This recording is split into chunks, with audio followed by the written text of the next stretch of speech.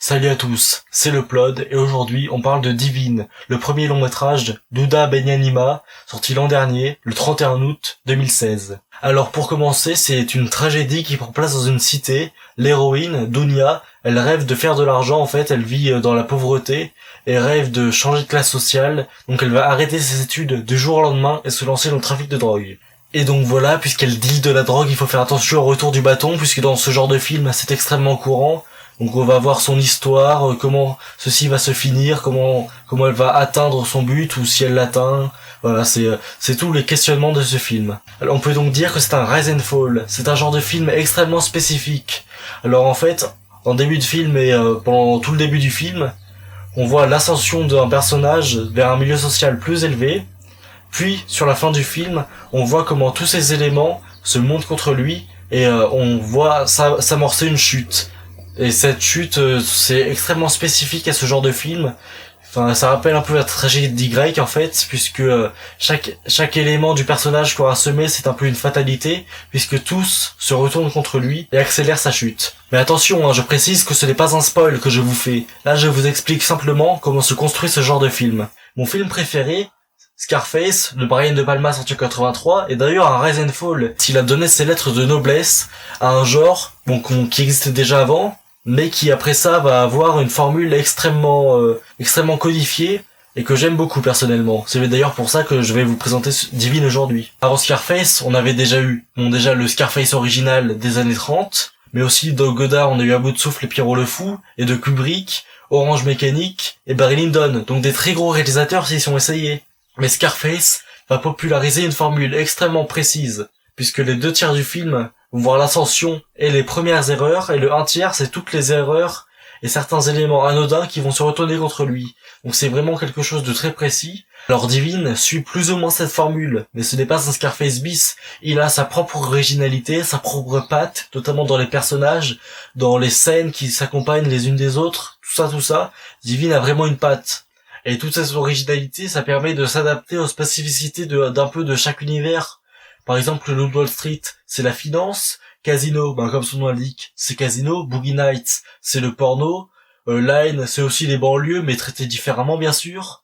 Voilà, tout ça, ça fait un genre extrêmement complet que je vous invite à découvrir et que moi, personnellement, j'adore. Bon, je vous l'accorde, c'était un assez gros détour, mais ça me semblait nécessaire pour comprendre un peu les enjeux du film, les enjeux au niveau de la critique, j'entends, pour savoir si le film est original et s'il traite bien ses personnages. Mais bon, là maintenant, je vais vraiment parler de Divine en tant que tel. Bon, déjà, pour commencer, Divine est foisonnante de scénarii, c'est très bien mené, puisque à la fois ça traite de l'émancipation de la femme, ça traite de religion, ça traite d'argent, de comment l'argent est traité dans un milieu bien distinct, donc celui des banlieues.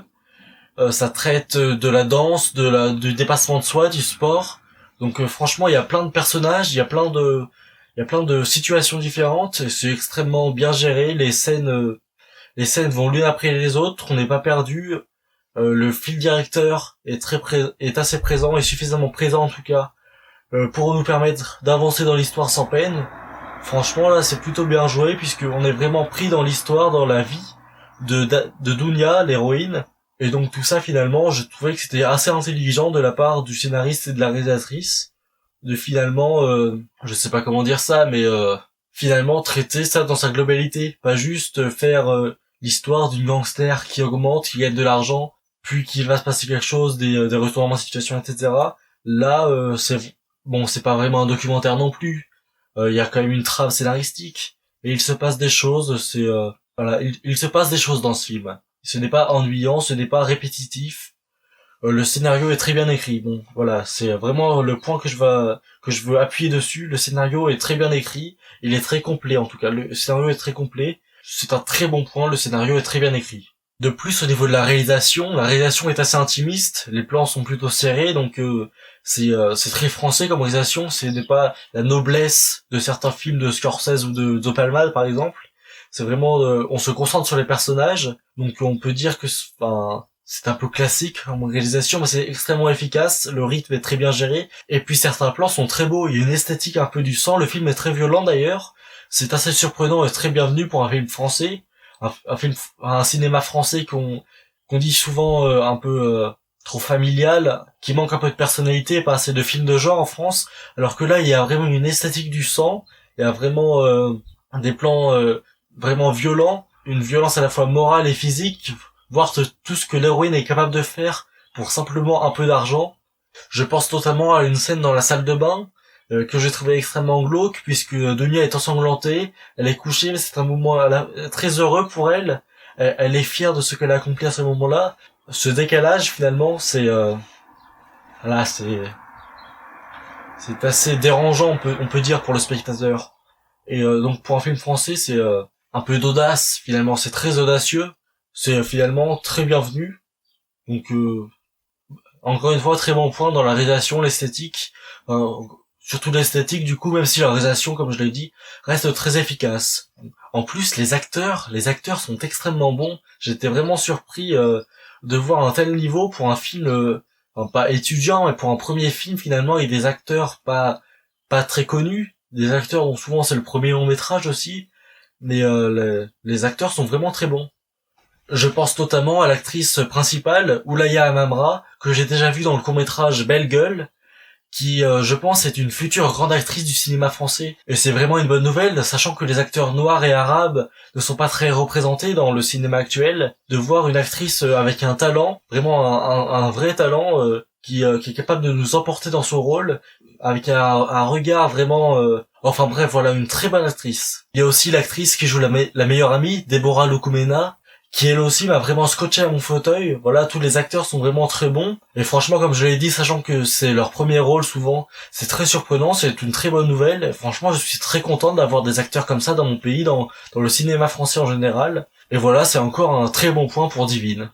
Après, pour moi, un défaut que j'ai trouvé, qui est pas forcément un très gros défaut, mais c'est la musique. C'est-à-dire que le film n'a pas de bande-son propre, c'est là qu'on voit qu'il a un plus petit budget.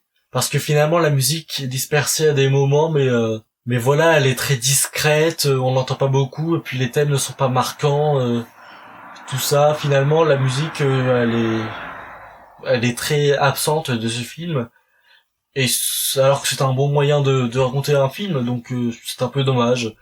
Mais là aussi, ça s'excuse par le budget, et finalement, c'est un petit défaut. Ce n'est pas très grave, mais j'aurais préféré peut-être un peu plus de musique.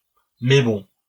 Voilà. Après, avec j'ai encensé ce film depuis 10 minutes, donc ce n'est pas très grave finalement. Je vous conseille véritablement Divine, au cas où vous l'avez pas compris, c'est vraiment un film très intelligent dans son scénario, qui prend un thème et qui le traite très bien à mon avis. Les acteurs connaissent leur rôle, ils le jouent à la perfection. Tout ça, la réalisation est efficace, le rythme est très bien géré. C'est vraiment un film intéressant. C'est voilà. Si je devais résumer ce film, c'est un film intéressant, un film qui prend en partie le spectateur, comme je l'ai dit, parce qu'il est un peu violent. Donc voilà, tout ça c'est un vrai film, un film qu'on peut être fier d'avoir dans notre cinéma français d'ailleurs. Un cinéma français qui se renouvelle depuis quelques années, j'ai l'impression, le cinéma d'auteur français. Alors voilà, surtout dans les jeunes réalisateurs. Par exemple, il y a eu Les Combattants, il y a 2-3 ans je crois. Les Combattants, qui est un film de Thomas Caillet, qui est aussi un premier film, je crois. Et donc, il y a aussi Grave, de Julia Ducorneau, évidemment. Donc tout ça, c'est un nouveau cinéma d'auteur, un cinéma de genre aussi, même, on peut dire, qui se renouvelle en France, qui se crée. Donc une nouvelle vague, on peut dire. J'espère que celle-là va durer plus longtemps que la dernière, qui a eu dans les années 90. Mais bon, là, il faut être enthousiaste, parce qu'apparemment, ces derniers films ont plutôt bien marché, donc... Voilà, sachant que après il y a aussi plein de courts-métrages. Je pense notamment à Holland Baltimore que j'ai vu au festival de Clermont, où il y avait Gagarine aussi. Donc cette année, l'année précédente. Donc voilà, tout ça c'est un nouveau cinéma français qui se renouvelle et il faut encourager ça. C'est pour ça que je vous encourage à aller voir Divine. On l'a ou acheter le DVD maintenant parce qu'il est plus au cinéma.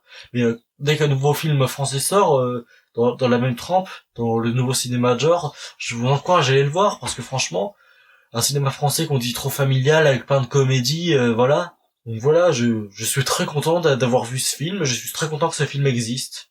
Donc, allez voir ce film.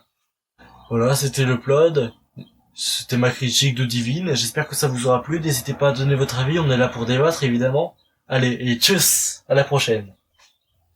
Alors ça vous a plu? Alors voilà, comme je vous l'ai annoncé, ça fait partie des vidéos une critique par jour qu'on va faire cet été. Alors souvent ça va pas être moi qui va faire les critiques, c'est Little, mais bien sûr chacun pourra participer. Il y a plusieurs fans de cinéma dans notre bande, donc finalement pourquoi avoir qu'un seul critique, pourquoi pouvoir avoir trois ou quatre?